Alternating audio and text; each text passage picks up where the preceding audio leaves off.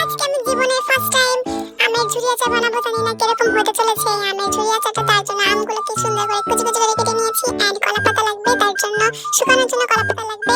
তারপর আমি আমের উপরে হলুদ গুঁড়া মরিচ দিয়ে সুন্দর করে মাখিয়ে নিচ্ছি। এন্ড আমটাকে ভালো মতো মানে এটা কি পানি ঝরিয়ে নিচ্ছি। তারপর আমি এটাকে আর রোদ্রে শুকানোর জন্য ছিটিয়ে ছিটিয়ে রোদ্রে শুকাচ্ছি।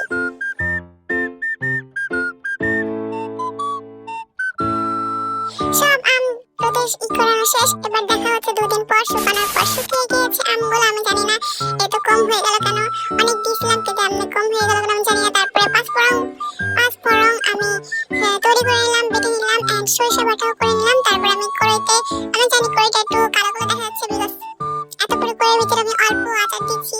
অর্ধেক আচার আমার পড়ে গেছে। আমি জানি না ভাই, আমার খুবই কষ্ট লাগতেছে। আমার মধ্যে একটু চিনি দিলাম। তারপরে খালামনি বলছিল একটু নাড়াচাড়া দিতে। আমি কি মাত্র করে একটু পানিও দিয়েছিলাম। তারপরে এটার ভিতরে সেই মশলাগুলো বাটা ছিল যেগুলো, সেগুলো দিয়ে দিলাম।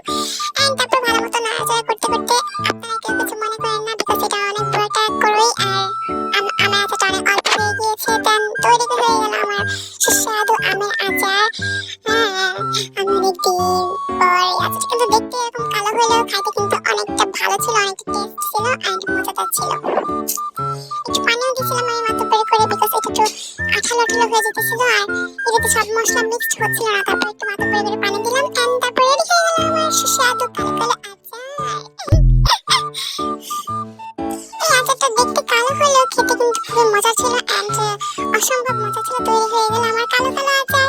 আপনারা সবাই লাইক করুন, শেয়ার করুন, সাবস্ক্রাইব